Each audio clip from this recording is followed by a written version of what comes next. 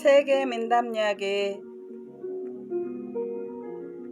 슬라브족은 유럽 북동부와 중부에 흩어져 살고 있는 아리안계 민족의 총칭으로 러시아, 우크라이나, 폴란드, 체코슬로바키아, 슬로베니아, 불가리아, 세르비아, 크로아티아인 등으로 나누어집니다.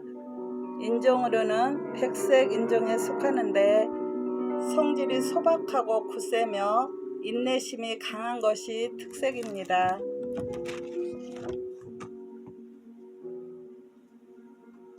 슬로바키아 편. 고스머리 아가씨. 아주 먼 옛날 어느 곳에 아주 가난한 대장장이가 있었습니다. 가진 것이라고는 다 쓰러져가는 작은 집과 아내와 배고파 보채는 아이들, 그리고 7펜스의 돈이 들어있는 지갑뿐이었어요. 그래서 대장장이는 죽어야겠다고 마음을 먹고 숲속으로 들어갔습니다. 대장장이는 바위 위에서 뛰어내리려고 했어요. 바로 그때 온몸에 새카만 옷을 입은 여인이 대장장이 앞에 나타나서 말했습니다. 그런 짓은 그만두세요. 대장장이는 뭔가 대단히 무서운 생각이 들었어요. 그러자 여인은 그림자처럼 사라져 버렸습니다. 이상한데? 누구지? 다시 한번 바위 위에서 떨어져서 죽을까 생각하고 뛰려는 순간에 이번에도 검정옷의 여인이 나타나 노여움에 떨리는 목소리로 말했어요. 당신은 왜 내 말을 듣지 않는 거예요? 허나 죽는 일밖에 내가 지금 할 수 있는 게 뭐가 있겠소. 나도 식구들도 언젠가 굶어 죽을 수밖에 길이 없어요. 그러자 검정옷의 여인이 말했습니다. 아니요. 내가 당신에게 원하는 만큼의 돈을 주겠어요. 그러므로 굶어 죽진 않아요. 그 대신 당신이 집에 갖고 있는 물건을 나한테 주세요. 하기야 당신은 그것이 무엇인지를 모를 테지만. 대장장이는 이제까지 그런 이상한 말을 하는 사람을 만난 적이 없었어요. 그래서 제 귀를 의심했습니다. 커다란 자루에 가득 든 그 말을 받아들었을 때 눈까지 의심을 했습니다. 몇 번이나 거듭 고맙다고 인사를 하고 돈이 든 무거운 자루를 메고 대장장이는 곧장 집으로 돌아왔습니다. 나하고의 약속을 잊지 마세요. 당신은 지금 그 물건이 무엇인지 모를 테지만 그것은 내 것이에요. 7년 후에 반드시 받으러 가겠어요. 집으로 가는 대장장의 뒤에서 검정옷의 여인의 목소리가 추격하듯이 들려왔습니다. 대장장이는 속으로 생각을 했어요. 우리 집에 있는 물건이라니? 그거야 누구나 다 알고 있지 않은가. 만일 내가 모르는 물건이 있다면 언제든지 와서 가져가라지. 대장장이는 속으로 웃었습니다. 집에 돌아온 대장장이가 금화가 가득 든 자루를 쏟아서 세기 시작하자 부인도 아이들도 미친 듯이 기뻐했습니다. 우리 딸 고스머리 아가씨가 이 행운을 가져다 주었군요. 부인은 기뻐서 어쩔 줄 몰라 하며 말했습니다. 왜냐하면 마침 그날 금발에다 이마에 별 모양을 한 금발 점이 있는 여자아이가 태어났기 때문이에요. 대장장이가 큰 슬픔과 충격을 받은 것은 말할 필요도 없을 것입니다. 집에 돌아올 때까지는 그 사실을 전혀 모르고 약속을 해버렸기 때문이에요. 이렇게 양친의 기쁨과 슬픔 속에서 몇 년이 지나고 고스머리 아가씨는 예쁜 여자아이로 성장을 했어요. 아이가 7번째 생일을 맞은 날 문 앞에 검정색 마차가 와서 멎더니 검정 옷을 입은 여인이 내려서 섰습니다. 약속대로 그 여자아이를 데리러 왔습니다. 여인은 그렇게 말하고 고스머리 아가씨를 팔에 안고 마차에 올라타려고 했어요. 대장장이와 그 아내가 제발 데려가지 말아주세요 하고 거듭거듭 부탁을 했으나 여인은 안강히 거절했습니다. 생김새가 고약한 마부가 채찍으로 말을 후려치자 마차는 여자아이를 싣고 눈 깜짝할 사이에 멀리 사라졌습니다. 마차는 큰 사막을 지나고 대낮에도 무서움을 느끼게 하는 어두운 숲을 지나서 쳐다보기도 힘든 커다란 성에 도착을 했어요. 이 성은 당신의 것입니다. 검정옷의 여인은 그 어두컴컴한 성을 가리키며 그렇게 말했습니다. 앞으로 7년 동안 이 성에서 혼자 살아야 해요. 이 성 안에는 방이 100개나 있어요. 아가씨는 어느 방이든 마음대로 써도 상관없으나 오직 하나만 문을 열면 안 되는 방이 있습니다. 그것은 제일 마지막 100번째 방이에요.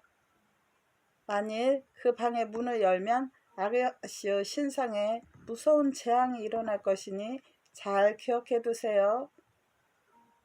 그럼 나는 7년 후에 다시 이곳으로 돌아오겠어요. 약속 잊지 말기를. 고스머리 아가씨는 그 커다란 성에서 혼자 지내지만 행복했습니다. 99개의 방을 마음 내키는 대로 사용을 했으나 약속한 100번째 방은 돌아보지도 않았습니다. 7년의 세월은 눈 깜짝할 사이에 지나갔어요.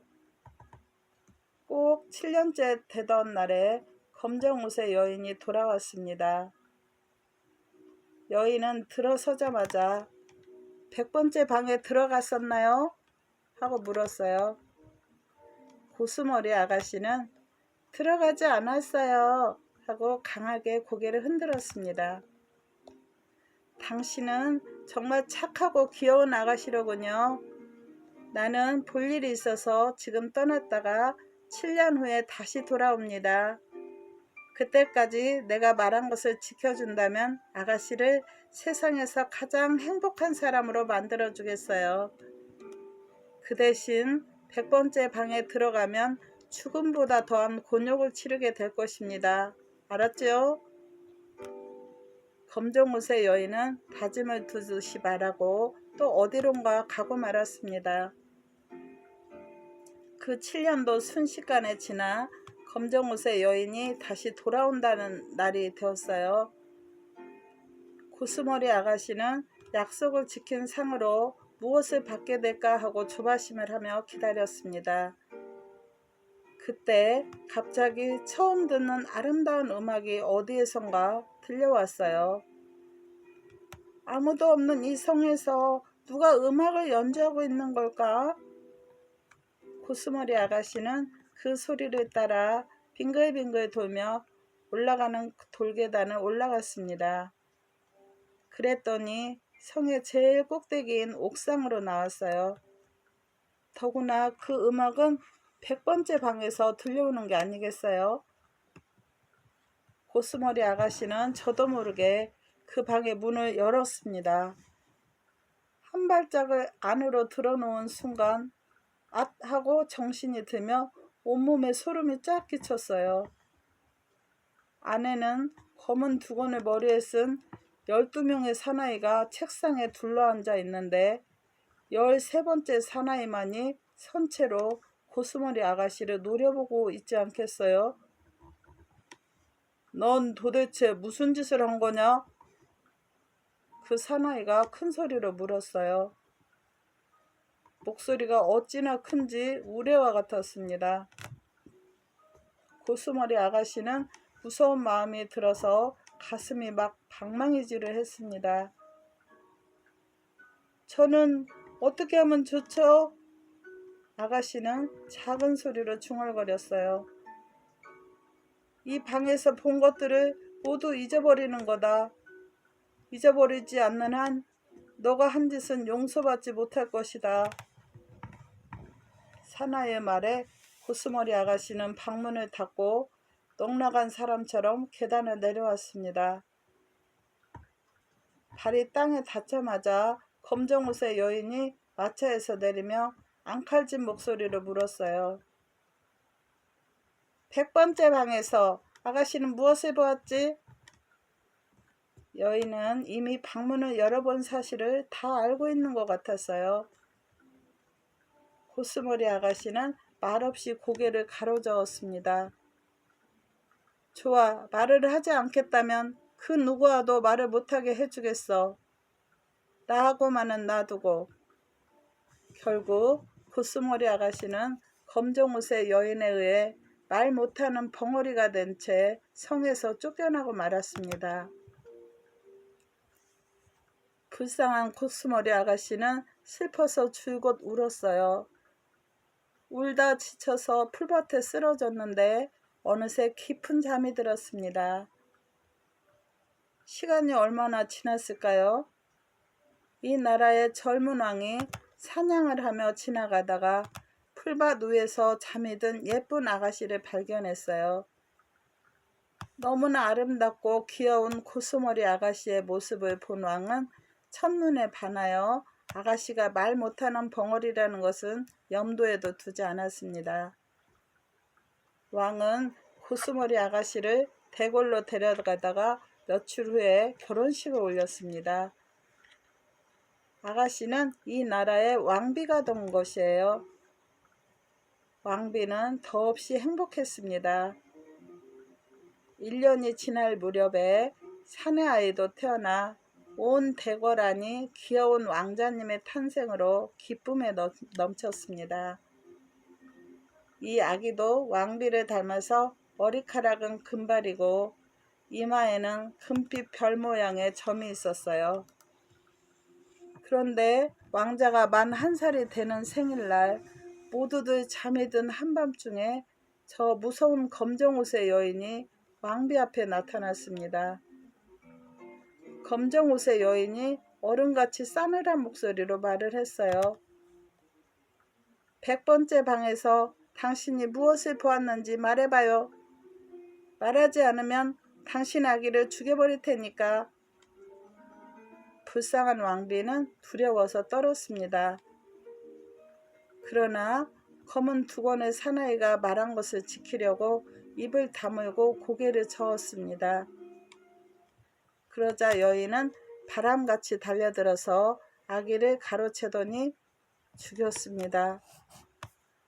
아기의 피를 왕비의 입에 문질러 바른 여인은 죽은 아기를 옆구리에 끼고 연기처럼 사라졌어요.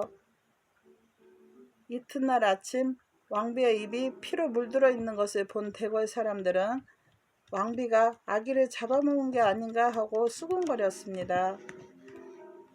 그러나 왕은 침묵을 지키며 이유도 묻지 않았고 왕비를 책망하지도 않았어요. 또 1년이 지나갔습니다. 왕비는 다시 여자아이를 낳았어요.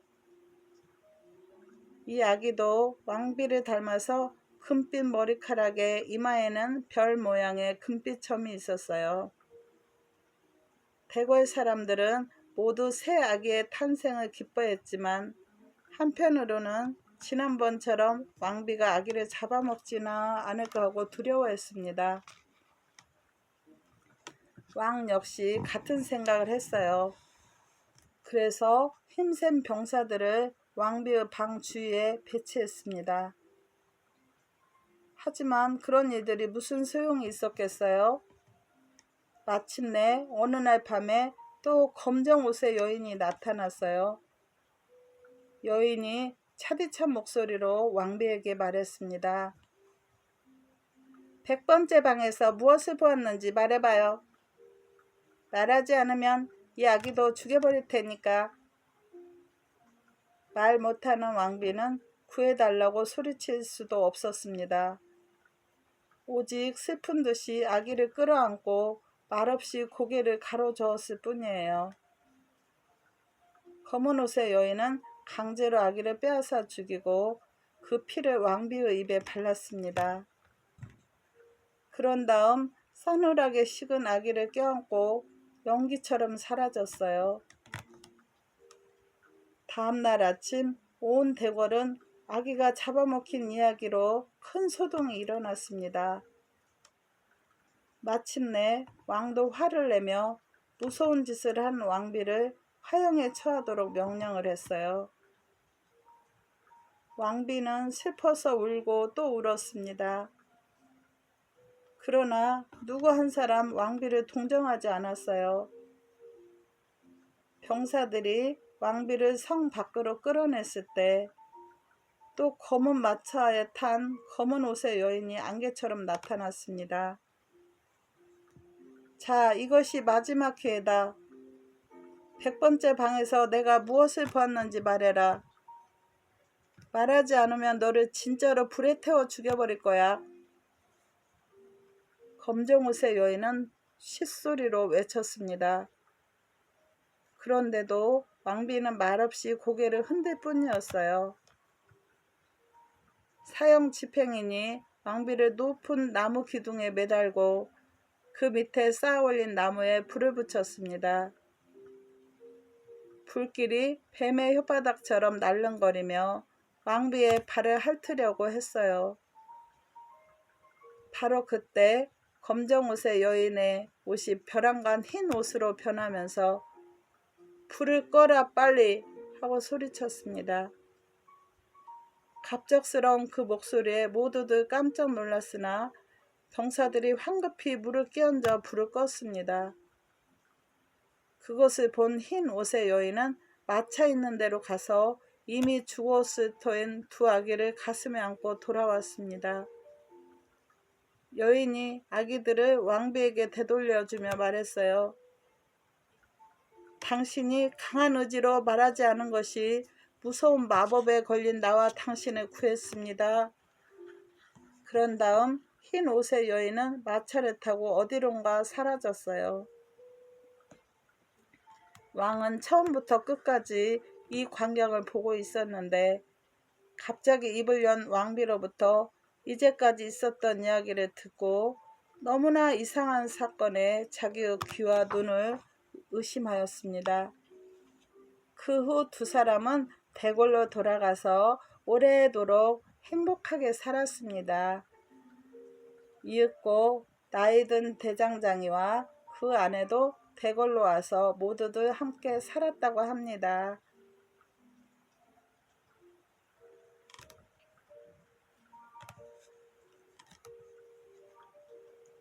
왕자와 새 길동무. 아주 먼 옛날 외아들밖에 없는 늙은 왕이 있었습니다. 어느 날 왕은 이 외아들을 불러앉히고 이렇게 말했어요. 얘야, 너도 알다시피 과일이 익어서 떨어질 때는 내년에 또 새로운 과일이 열리도록 준비를 한다고 하지 않더냐? 그래서 말인데 이 아비의 늙은 머리도 이미 너무 익은 느낌이 드는구나. 요즘에는 햇볕 아래에도 오래 못 서 있겠어. 내가 죽기 전에 너의 색시를 맞아드렸으면 하는데 네 생각은 어떠냐? 아버님이 원하신다면 저도 기꺼이 결혼을 하겠습니다. 한데 저에게는 아직 결혼하고 싶은 신부감이 없어요. 왕자가 대답을 했습니다. 그러자 늙은 왕은 호주머니에서 금 열쇠를 꺼내어 아들에게 주며 말했습니다. 이 성 꼭대기에 있는 탑으로 올라가 보아라. 그 탑 제일 높은 곳에 있는 방으로 들어가 주위를 둘러보고 너가 가지고 싶은 것이 무엇인가를 나에게 말해주렴. 왕자는 태어난 이래 그곳에 가본 일이 없었어요. 또 그곳에 소중한 물건이 감추어져 있다는 이야기도 들은 적이 없었습니다. 그는 곧 탑으로 올라갔습니다. 제일 위에 층계까지 올라갔더니 천장에 작은 세문이 있었어요. 왕자가 얼른 금 열쇠로 이 천장을 열고 올라가 본즉 그곳은 꽤 큰 방이 있었습니다. 천장은 맑게 갠 밤하늘처럼 파르스름한 빛깔로 칠해지고 반짝이는 별들이 그 하늘을 수놓고 있었어요. 바닥에는 초록색 실크 용단이 깔리고 벽에는 금빛으로 빛나는 창틀이 높은 창문 12개가 있는데 그 하나하나마다 수정 유리가 끼워져 있었습니다. 더구나 그 유리에는 각기 다른 옷차림을 하고 왕관을 쓴 아름다운 공주들의 추상화가 그려져 있는데 모두가 피할 데 없이 아름다운 미인들이었어요. 왕자는 놀란 눈으로 그 그림들을 바라보았습니다. 그러다가 어느 여자가 제일 아름다운가 하고 초상화들을 유심히 살펴보았어요. 그러자 초상화의 공주들이 살아있는 것처럼 움직이기 시작을 했습니다. 당장이라도 말을 할 것 같이 왕자를 바라보고 입가에 미소를 띄었어요. 그러는 동안에 왕자는 오직 하나의 창문에만 커튼이 쳐져 있음을 깨달았습니다. 왕자가 커튼을 열고 본즉 거기에는 새하얀 옷을 입은 공주님의 그림이 있는 게 아니겠어요? 그 공주는 허리에 은으로 된 띠를, 머리에는 진주로 된 왕관을 썼는데 그 품이 있는 아름다움은 다른 여자들을 능가하는 것 같았어요. 그러나 왠지 슬픔이 깃든 파리한 얼굴을 하고 있었습니다. 왕자는 그 초상화 앞에 서서 그 얼굴을 유심히 보고 있는 동안에 가슴이 찌릿하게 저려오는 걸 느꼈습니다. 급기야는 아픔이 심해져서 큰 소리로 외쳤어요. 내가 원하는 신부는 바로 이 여인이다. 그러자 그림 속의 공주가 장미꽃처럼 얼굴을 붉히며 인사를 했습니다. 그 순간 다른 초상화들은 연기처럼 자취를 감추었어요. 왕자가 아래로 내려와서 부하께 그 이야기를 하자 왕은 그럴 줄 알았다는 듯이 고개를 끄덕였습니다. 하지만 왠지 표정이 슬퍼 보였어요. 왕이 한참 생각을 한 후에 아들에게 말했습니다. 숨겨둔 그 초상화를 보았으니 할 수 없는 일이나 너가 결심한 것은 대단히 위험한 일이다. 왜냐하면 그 공주는 악한 마법사의 주문에 사로잡혀서 무쇠성에 감금되어 있기 때문이다. 이제까지 수많은 젊은이들이 마법에 갇힌 공주를 구하려고 그곳으로 갔으나 아무도 살아 돌아온 자가 없었다. 그렇긴 해도 사나이의 용기는 된다 안 된다 식으로만 결정되는 게 아니라 무슨 일을 했는가 하는 것으로 결판이 난다. 너가 그 정도로 굳은 결심을 했다면 가서 힘껏 해보아라. 그러면 틀림없이 살아서 돌아올 수 있을지도 모르니까. 그래서 왕자는 부하께 작별 인사를 드리고 초상화로 본 신부를 찾으러 성을 나섰습니다. 말을 타고 깊은 숲속을 지나 한없이 가는 동안에 왕자는 길을 잊어버렸어요. 위험한 늪지대의 풀숲에 다다랐을 때는 어느 방향으로 가야 할지 전혀 분간을 할 수 없었습니다. 그러자 갑자기 뒤에서 이봐, 잠시 기다려줘 하는 소리가 들려왔어요. 왕자가 뒤를 돌아보니 키가 구척 같은 사나이가 달려오며 부르는 것이었습니다. 나도 함께 데려가 주지 않겠어? 틀림없이 도움이 될까요? 갑작스러운 요청에 왕자는 잠시 어안이 벙벙했습니다. 왕자가 물었어요. 대체 당신은 누구요? 그리고 무엇을 도와주겠다는 거요? 제 이름은 다리 긴 꺽다리라고 합니다. 제 몸은 자유자재로 늙거나 줄어들어요. 잠시 보여드리죠. 저기 있는 높은 소나무 위에 까치집이 있죠? 여기서 선체로 그것을 꺼내 보여드리겠소. 말을 마치기가 무섭게 사나이의 몸은 고무줄처럼 늘어나더니 나무 위에 있는 까치집을 거뜬히 손에 넣었어요.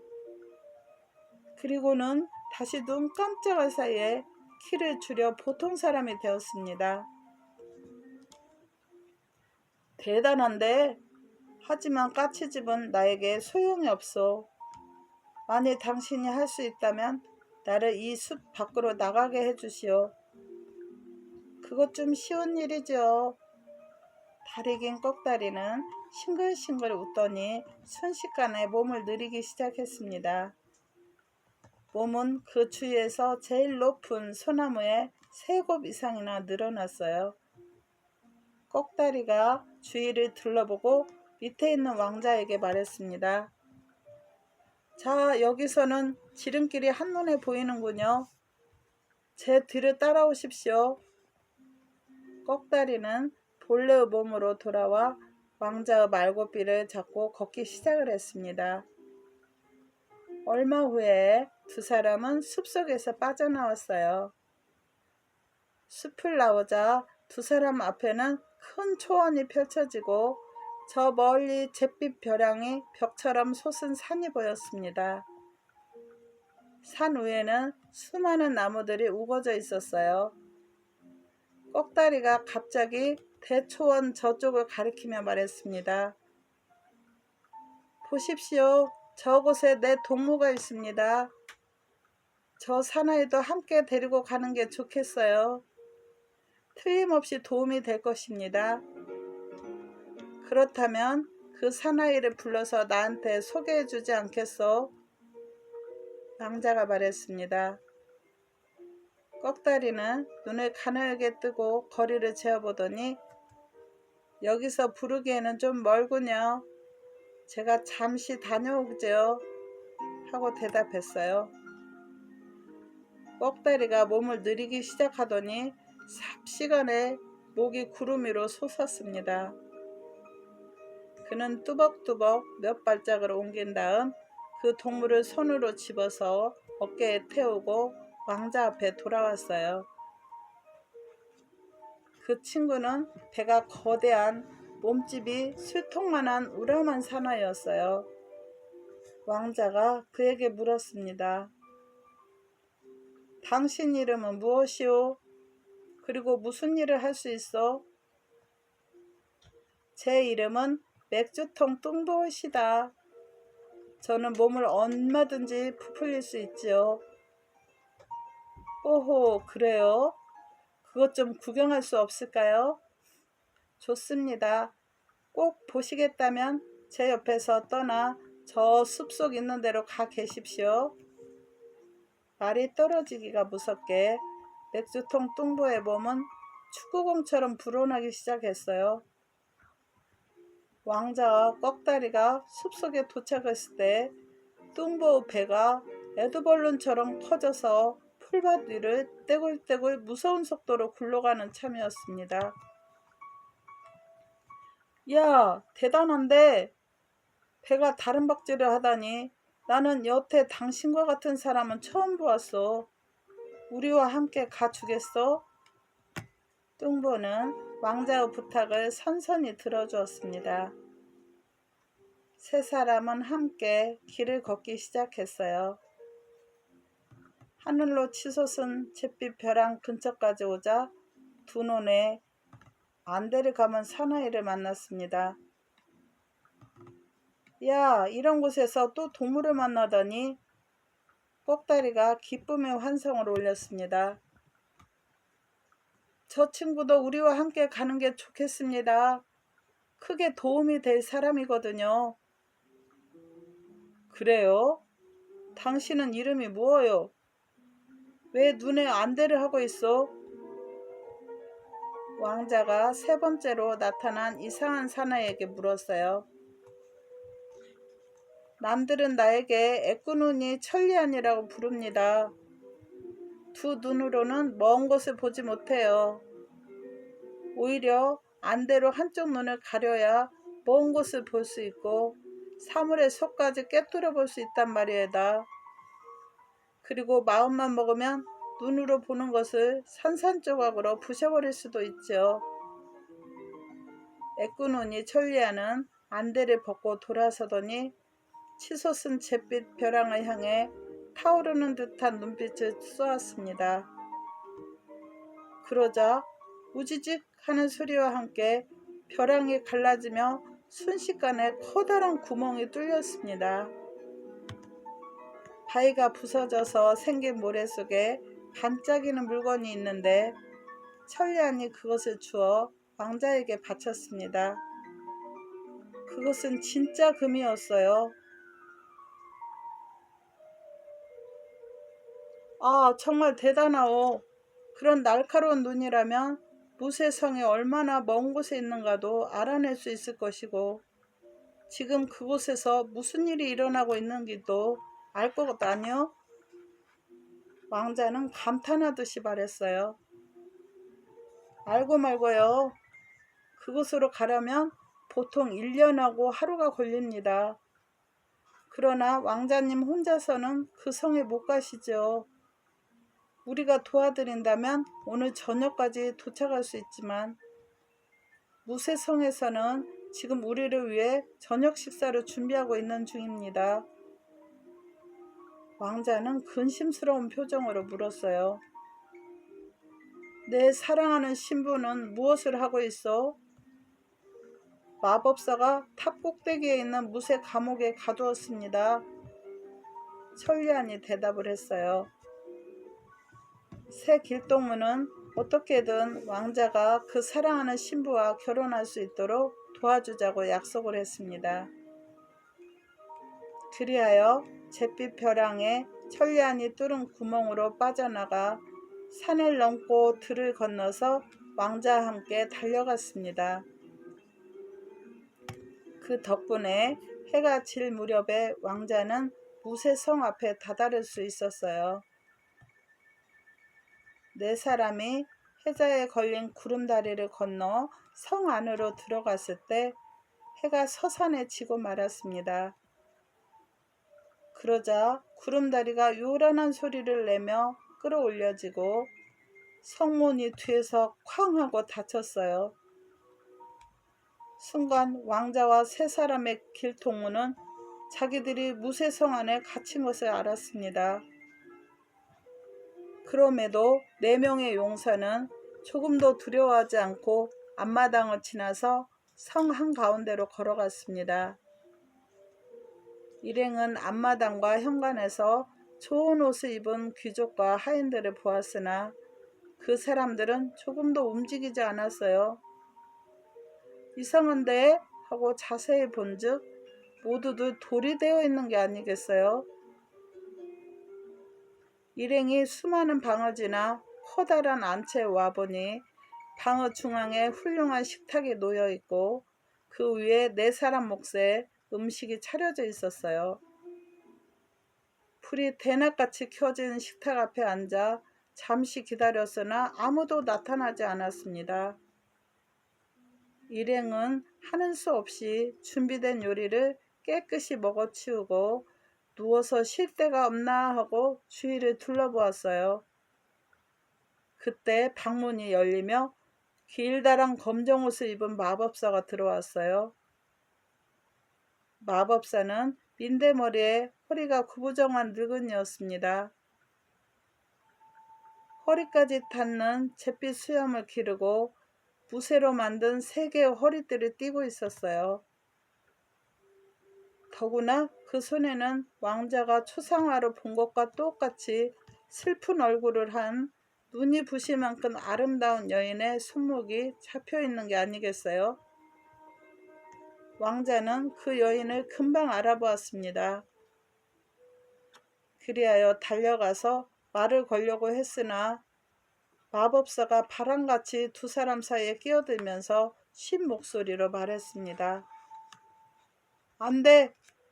나는 너가 이곳에 무슨 일로 왔는지를 알고 있다. 너는 이 공주 아가씨를 데리러 왔지? 좋아, 내어주지. 하나, 그것은 너가 사흘밤 동안 공주가 어디에도 연행되지 않도록 지킬 수 있어야만 가능한 일이야. 잘 알아둬. 만약 실패한다면 너도 아까 보고 온 것처럼 돌이 되고 말 테니까. 으하하. 마법사는 그렇게 선언하고 공주를 의자에 앉힌 다음 방에서 나갔습니다. 왕자는 강한 눈빛으로 공주를 바라보고 여러 가지를 물어보았어요. 그러나 공주는 아무 대답도 하지 않고 웃지도 않았습니다. 오직 허공을 텅 빈 눈으로 바라볼 뿐 왕자를 눈여겨보려고도 하지 않았어요. 공주 역시 마법에 걸려 돌이 되고 만 것이었습니다. 왕자는 공주 곁에서 하룻밤을 자리라 마음먹었어요. 무슨 일이 일어날지 모르기 때문에 꺽다리는 밧줄같이 몸을 펴서 안채를 한 바퀴 휘어 감았고, 뚱보는 복처럼 배를 부풀려서 쥐 한 마리 지나가지 못하도록 문을 막아섰습니다. 그리고 천리아는 안채 한가운데에 있는 기둥 옆에 버티고 서서 주위를 살폈습니다. 그런데 네 사람은 불과 10분도 되기 전에 꾸벅꾸벅 졸음이 와서 깊은 잠이 들어버렸어요. 왕자가 눈을 뜬 것은 해가 막 떠오를 무렵이었어요. 한 줄기 햇살이 예리한 칼처럼 왕자의 가슴을 찔렀습니다. 왕자가 당황하여 옆을 돌아보았을 때 공주는 이미 사라지고 없었어요. 그래서 곧 새 길동무를 흔들어 깨우고 공주가 어디로 갔느냐고 물었습니다. 천리안이 창밖을 내다보고 말했어요. 여기서 100km쯤 떨어진 곳에 숲이 있는데 공주님은 지금 거기에 계십니다. 숲 한가운데 커다란 떡갈나무가 있으며 그 나무의 제일 윗가지에 열린 떡갈나무 열매가 바로 공주님입니다. 꼭다리로 하여금 그곳까지 데려가 달래서 제가 공주님을 내려오시도록 할 테니 아무 걱정 마십시오. 꼭다리는 천리안을 어깨에 태우자 잠깐 동안에 몸을 들여 한 발짝이 10km나 되는 걸음걸이로 성을 나섰습니다. 해가 동산에서 완전히 떠올랐을 때 쾅 하는 소리와 함께 문이 열리며 마법사가 방으로 들어왔어요. 마법사는 이상 야릇한 미소를 띠고 다가왔으나 공주의 모습을 본 순간 그 웃음이 찡그린 표정으로 바뀌었어요. 마법사는 으흠 하는 신음소리를 냈어요. 허리에 띠고 있던 무쇠 허리띠 하나가 툭 하고 끊어지며 땅바닥에 떨어졌습니다. 마법사는 잠시 입술을 다싸기며 혼잣말을 하더니 공주를 데리고 말없이 밖으로 나갔어요. 왕자와 3명의 길동무는 하루 종일 할 일이 없었으므로 처음 보는 마법사의 성을 구경하며 다녔습니다. 목숨 있는 자는 모두들 갑자기 돌로 바뀌어버린 모양입니다. 어느 방에서는 왕자와 흡사한 사람이 칼을 높이 쳐든 채 돌이 되어 있었고, 또 다른 방에서는 기사가 문을 나가려고 한쪽 발을 들어올린 채 돌이 되어 있었어요. 더구나 난로 옆에서는 하녀가 찜통에 찐 오리고기를 손에 든 채 돌이 된 모습도 보였습니다. 일행은 그 밖에도 여러 가지 사물들을 보았어요. 마구간에 들어있는 말까지 돌이 되어 있었고, 잎이 달린 나무는 한 그루도 없고 풀도 난 것이 없었어요. 그러므로 꽃도 없고 새도 날지 않아 이 성 주위에 있는 사물들은 모두 죽어있는 죽음의 성이었던 것이에요. 그런데도 아침, 점심, 저녁 세 끼의 식사는 늘 준비되어 있었습니다. 누가 음식을 날라오는지 모르지만 식탁에는 언제나 네 사람 몫의 음식이 저절로 차려져 있는 게 아니겠어요? 하루가 지나고 일행이 식사를 마쳤을 때 마법사가 전날 밤과 마찬가지로 공주를 데리고 나타나 오늘 밤에도 공주를 잘 지켜봐 하고 나갔습니다. 왕자와 새 길동무는 자지 않으려고 안간힘을 썼으나 허사였습니다.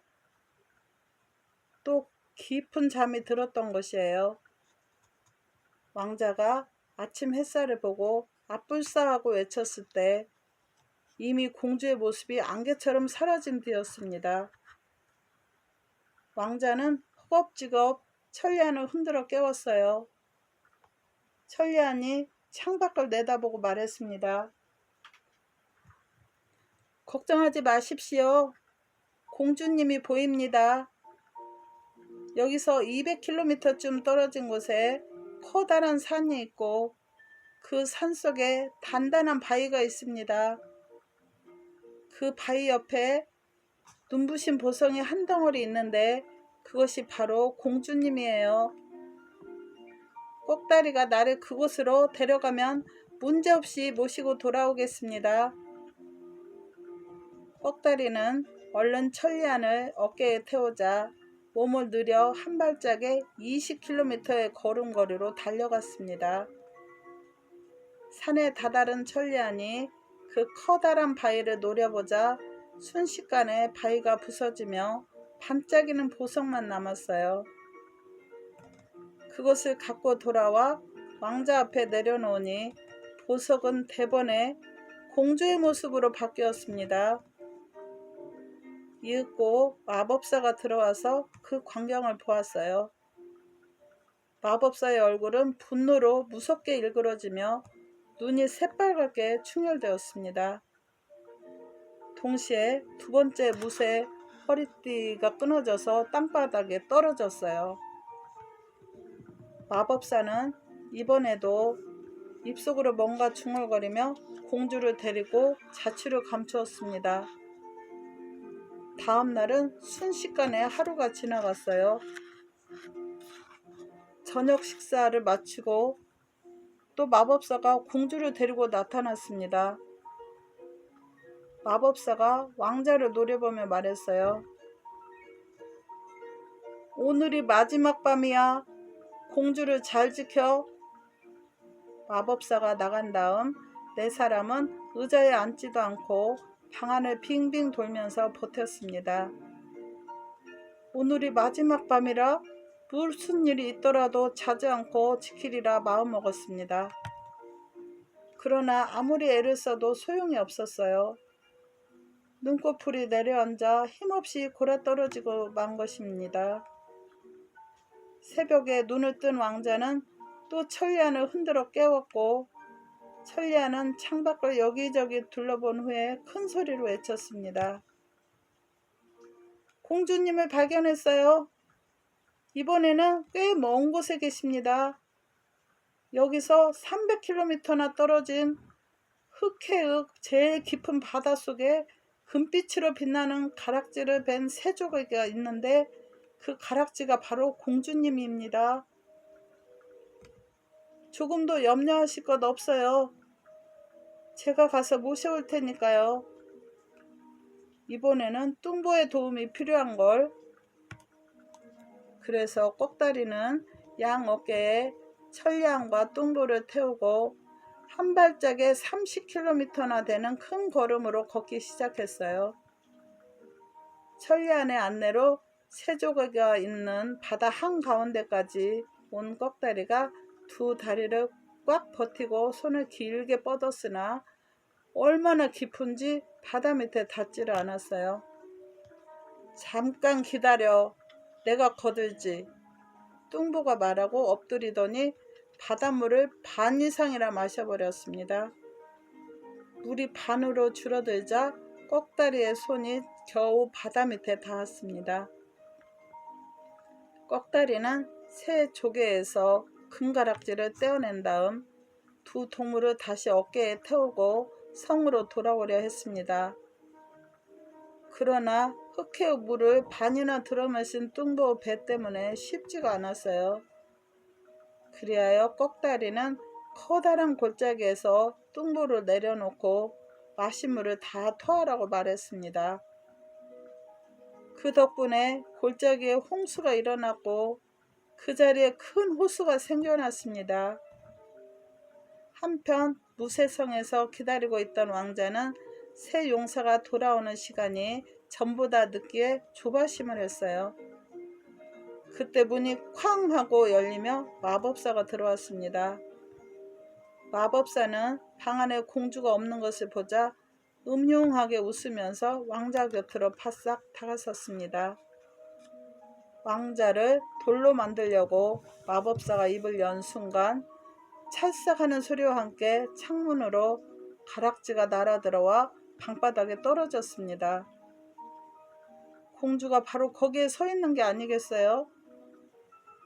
그것은 성에서 불길한 일이 일어나고 있음을 눈치챈 천리안의 이야기를 듣고 꺽다리가 창문을 향해 금가락지를 던졌기 때문이에요.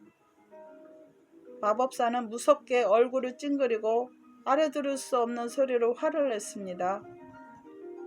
그와 동시에 무쇠성이 무너지는 소리를 내며 뒤흔들렸고 마법사의 세 번째 허리띠가 끊어졌습니다. 무쇠 허리띠가 땅바닥에 떨어져 요란한 소리를 낸 순간 마법사는 커다란 까마귀가 되어 까까 슬픈 소리를 울면서 창밖으로 날아갔습니다. 아름다운 공주님은 그제서야 말을 할 수 있게 되었어요. 공주는 장미꽃처럼 얼굴을 붉히며 왕자님에게 인사를 했습니다. 성 안에 갇힌 모든 것들이 되살아났어요. 칼을 들어올린 왕자처럼 생긴 사람은 칼을 한번 공중에서 휘두른 다음 칼집에 꽂았고, 문간에서 한쪽 다리를 들어올린 채 돌이 된 기사는 콧등을 비비며 걷기 시작했습니다. 또 난로 옆에 하녀는 손에 든 오리고기를 뜯어먹기에 바빴고, 마구간의 말들은 힘차게 발을 구르며 하늘을 보고 울었습니다. 성 주위의 나무들은 푸른 잎을 달기 시작했으며 가지에는 꽃이 피고 하늘에서는 종달새가 지저귀기 시작했습니다. 또 개울에서는 물고기들이 힘차게 헤엄을 쳤습니다. 이러는 동안에 수많은 기사와 귀족들이 마법에서 해방시켜준 일을 감사드리기 위해 왕자가 있는 방으로 모여들었습니다. 왕자는 감사의 인사는 나보다도 여기 있는 내 길동무들에게 드려주십시오. 나도 자칫했으면 돌이 되고 말았을 거요. 하고 말했습니다. 왕자는 곧 부왕이 기다리고 있는 대궐로 돌아갈 채비를 서둘렀어요. 늙은 왕이 무사히 돌아온 아들을 보고 기뻐한 것은 말할 필요도 없겠지요. 늙은 왕은 즉시 왕자와 공주의 결혼식 준비를 하라고 부하들에게 말했습니다. 그 축하 파티는 보름 동안이나 계속되었는데 그 자리에서 꺽다리와 뚱보, 천리안 등 세 용사는 귀족과 같은 대우를 받았어요. 모든 축하 행사가 끝나자 세 용사는 왕자를 찾아가서 작별 인사를 드렸습니다. 왕자는 오래도록 이곳에 지내며 친구가 되어달라고 거듭 부탁을 했으나 저희들은 평화로운 생활 속에서는 별 도움이 못 돼 봅니다. 하고 세 용사는 새로운 모험을 찾아서 길을 떠났습니다. 어쩌면 여러분도 그 세 사람을 어디선가 만날 수 있을지 모르겠군요. 들어주셔서 감사합니다. 사랑합니다. 매일매일 건강하고 행복하세요. 구독과 좋아요는 격려가 됩니다.